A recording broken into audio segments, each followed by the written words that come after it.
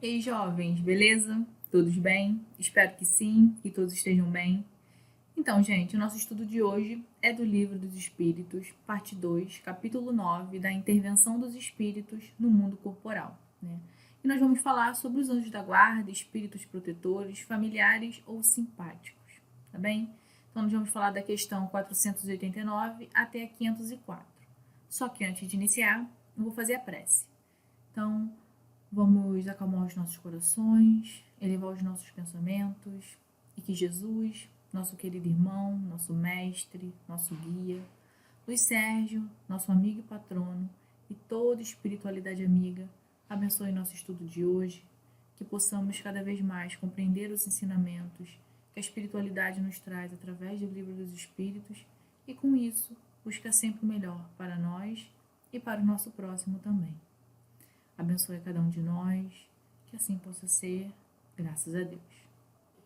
Então, iniciando aqui o estudo, na questão 489, Kardec pergunta: há espíritos que se liguem particularmente a um indivíduo para protegê-lo? E a espiritualidade responde: ao irmão espiritual, o que chamais de bom espírito ou bom gênio. E aí na 490, Kardec pergunta: que se deve entender por anjo da guarda ou anjo guardião? E a espiritualidade mais uma vez responde: o espírito protetor, pertencente a uma ordem elevada, né? Então, aqui nós vamos falar sobre os anjos da guarda, né? Aqui na doutrina espírita, nós não costumamos chamar exatamente de anjos da guarda, né? Nós chamamos de irmão espiritual, amigo espiritual, mas na realidade o objetivo desses espíritos, né, que se unem a nós de forma particular é o mesmo, né, que é o que? Nos proteger, nos amparar, nos auxiliar, nos conduzir para o bem, né, como um pai que procura ajudar e auxiliar o seu filho, né? Então todos nós temos um anjo da guarda, né? Temos ali um espírito protetor que nos auxilia ali desde antes de nós reencarnarmos, né? E ele também é escolhido pela espiritualidade amiga para estar do nosso lado. Então pode ser um espírito que já nos acompanha há muito tempo e pode também ser um espírito que recebeu aí essa missão agora do mestre ou da espiritualidade superior, né? Só que o fato é que todos nós temos ao nosso lado um espírito protetor e que esse espírito tem que necessariamente ser mais evoluído do que o seu tutelado, ou seja, mais evoluído do que nós, né? Para que ele nos oriente, nos dê instruções, inspirações construtivas, para que possa ali nos ajudar na nossa caminhada terrena. Na questão 492, Kardec pergunta: o espírito protetor se dedica ao indivíduo desde o seu nascimento? E a espiritualidade responde: desde o nascimento até a morte, e muitas vezes o acompanha na vida espírita depois da morte, e mesmo através de muitas existências corpóreas, que mais não são do que fases curtíssimas na vida do espírito, né? Então, essa pergunta nos mostra que o nosso anjo da guarda, o nosso espírito protetor, é alguém familiar nosso que já nos conhece há muito tempo, né? Na grande maioria das vezes, é o espírito que já nos acompanha de outras reencarnações. Isso não quer dizer que um espírito que não tem aí uma ligação direta com a gente de vidas passadas, ou mesmo na vida espiritual, não possa receber a missão de estar ali nos protegendo e nos amparando durante a nossa existência. Isso pode acontecer, mas normalmente é sempre um espírito que já nos acompanha há muito tempo, e isso facilita muito, né? Porque quando um determinado espírito ele nos conhece há muitas existências, ele conhece as nossas fraquezas, ele conhece as nossas lutas, né? Ele consegue saber exatamente o quanto eu venho trabalhando, o quanto eu venho me esforçando para melhorar, para crescer, para evoluir. Então é claro que o conhecimento dele é muito maior e ele entende muito mais as nossas fraquezas e isso facilita o trabalho dele junto a cada um de nós. E aí na questão 493, Kardec pergunta: é voluntária ou obrigatória a missão do espírito protetor? E aí a espiritualidade responde: o espírito fica obrigado a vos assistir, uma vez que aceitou esse encargo. Cabe-lhe, porém, o direito de escolher seres que lhe sejam simpáticos. Para alguns é um prazer, para outros missão ou dever, né? Então, a partir do momento que o espírito protetor, né, ele aceita o encargo de amparar determinado encarnado, né, de ser ali o seu anjo da guarda, aquilo para ele se torna uma missão, um dever, no qual ele precisa cumprir, né? Ali dentro, claro que dentro ali das suas limitações, mas que ele precisa cumprir da melhor maneira possível. Claro que, como diz aqui no livro, né, ele tem o direito de escolher seres que lhe sejam simpáticos, né, que ele tenha ali mais afinidade. Então, ele pode escolher espíritos que ele já tenha contato vindo de vidas passadas, ou mesmo contatos e simpatias estabelecidos no plano espiritual. Ele pode fazer isso. Ele não é obrigado a ser o espírito protetor de um espírito que ele não tenha a menor simpatia. E a espiritualidade diz, né, que para alguns é um prazer quando eles estão protegendo ali espíritos amigos, familiares, aqueles que eles têm afinidade. E por outro lado, né, pode ser também uma missão ou um dever quando essa relação de afinidade não é tão profunda.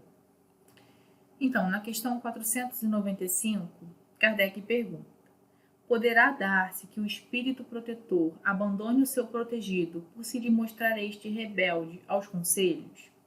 E aí a espiritualidade ela deu uma resposta muito extensa. Eu não vou ler toda a resposta da espiritualidade, eu vou ler uma parte e vou ler a nota de Kardec. E aí a espiritualidade responde assim: afasta-se quando vê que seus conselhos são inúteis e que mais forte é no seu protegido a decisão de submeter-se à influência dos espíritos inferiores. Mas não o abandona completamente e sempre se faz ouvir. É então o homem quem tapa os ouvidos. O protetor volta, desde que este o chame. E aí Kardec, né, fez uma nota aqui e diz assim: nada tem de surpreendente a doutrina dos anjos guardiães a velarem pelos seus protegidos, malgrado a distância que medeia entre os mundos. É, ao contrário, grandiosa e sublime. Não vemos na terra o pai velar pelo filho, ainda que de muito longe, e auxiliá-lo com seus conselhos, correspondendo-se com ele? Que motivo de espanto haverá então em que os espíritos possam, de um outro mundo, guiar os que, habitantes da terra, eles tomaram sob sua proteção, uma vez que, para eles, a distância que vai de um mundo a outro é menor do que aqui, neste planeta, separa os continentes? Não dispõe, além disso, do fluido universal, que entrelaça todos os mundos, tornando-os solidários, veículo imenso da transmissão dos pensamentos, como o ar é, para nós, o da transmissão do som? Né? Então, né, nessa nota de Kardec nos mostra que o nosso amigo espiritual, né, ele está sempre a todo momento conectado conosco, né, nos instruindo ali, como ele diz aqui, né, como um pai para com seu filho, que mesmo à distância se corresponde com ele, orienta, o auxilia como pode. Né?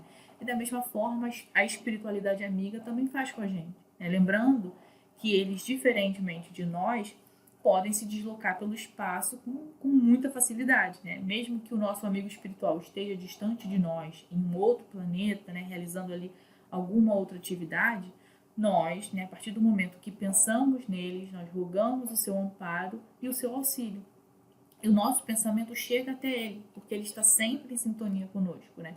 Onde quer que ele esteja, ele ouve o nosso chamado e se houver necessidade de vir para perto de nós, fisicamente falando, ele vem, né, com a velocidade do pensamento.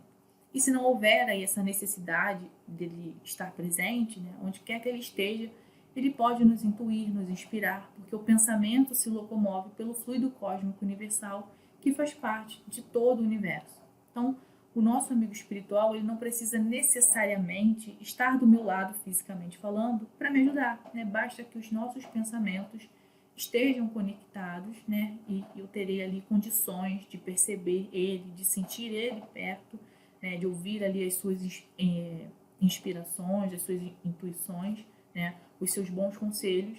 E isso que nós temos que fazer, né? Buscarmos esse amigo que está conosco, né? Ali com a missão de nos ajudar. Né? E quanto mais nós ouvirmos o nosso amigo espiritual, menos erros nós cometeremos e mais em sintonia com as leis de Deus nós estaremos. Na questão 496, Kardec pergunta: o espírito que abandona o seu protegido, que deixa de lhe fazer bem, pode fazer-lhe mal? E aí a espiritualidade responde: os bons espíritos nunca fazem mal, deixam que o façam aqueles que lhes tomam o lugar. Costumais então lançar à conta da sorte as desgraças que vos acabrunham, quando só as sofreis por culpa vossa. Né? Então, Kardec ele pergunta se o espírito que abandona o seu protegido pode deixar de fazer o bem e passar a fazer o mal. O nosso espírito protetor, o nosso anjo da guarda, eles não abandonam nunca o seu protegido, né? Eles podem se afastar um pouco, né, por conta ali das nossas atitudes, por conta da nossa teimosia, em não ouvir ele, em escolher seguir o caminho do erro. Ele continua observando, mas ele se afasta um pouco, porque nós não abrimos ali sintonia para poder ouvi-los.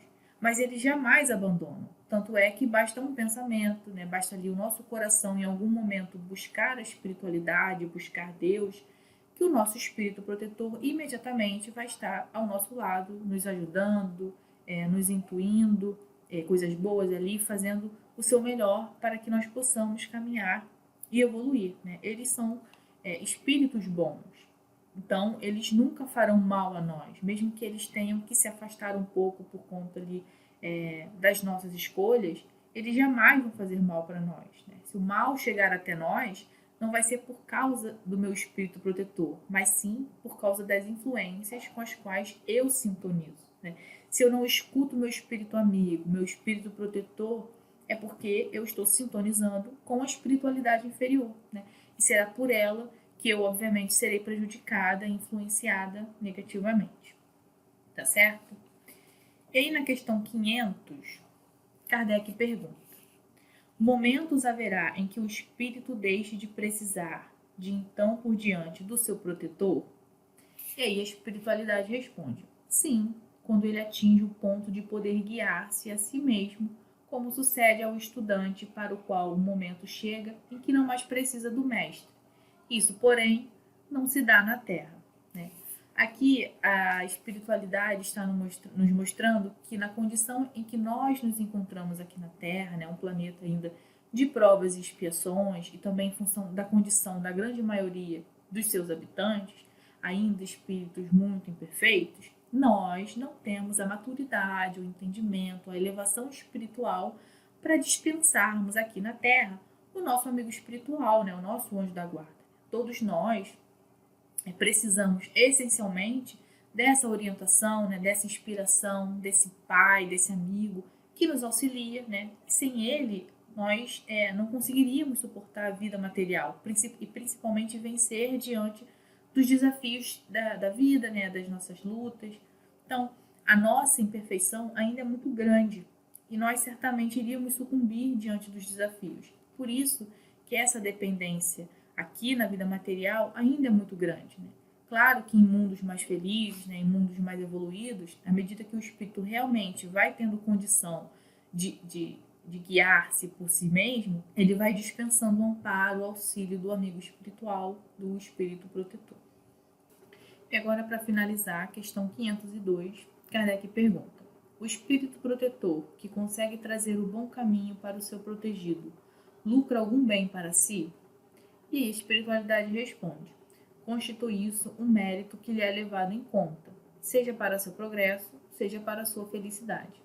Sente-se ditoso quando vê bem-sucedidos os seus esforços, o que representa para ele um triunfo, como triunfo é, para um preceptor, os bons êxitos do seu educando. E aí, na questão 502A, Kardec pergunta: é responsável pelo mau resultado de seus esforços? E a espiritualidade responde: não, pois que fez o que de si dependia, né?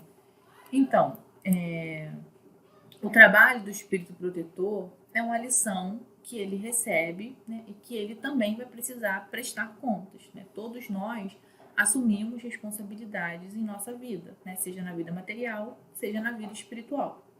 E nós já sabemos, né, que nós crescemos e evoluímos tanto na matéria quanto no espírito. Então, obviamente que os espíritos que aceitam trabalhos no plano espiritual, né, na condição de espíritos desencarnados, se aquela missão, se aquela tarefa, se aquele trabalho for bem cumprido, obviamente que aquilo reflete em benefícios para aquele trabalhador.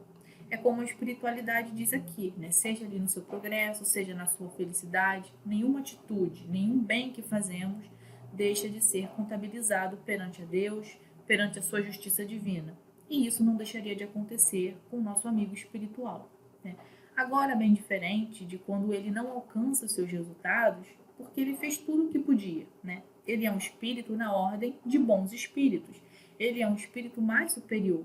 Então, obviamente que ele não é responsável pelas nossas quedas, nem pelos nossos fracassos, porque isso decorre da nossa escolha, do nosso livre-arbítrio, né? Ele fez tudo o que podia. Então, ele não poderia ser responsabilizado por um erro que não é dele, é nosso, né? Lembrando que ele é um espírito superior e que o erro decorre ainda da nossa inferioridade espiritual. O espírito protetor faz o seu trabalho muito bem feito, tá certo? Então, jovens, esse foi o nosso estudo de hoje. Eu espero que vocês tenham gostado. E para finalizar, eu vou fazer a prece. Jesus, nosso querido irmão, nosso guia, Luiz Sérgio, nosso patrono, obrigada pelo estudo de hoje. Que a gente possa ouvir mais o nosso espírito protetor, né? Aprender sempre mais, buscar sempre o melhor para nós, para o nosso próximo. Abençoe e ampare a todos. Que assim possa ser, graças a Deus. Tchau, gente. Até a próxima.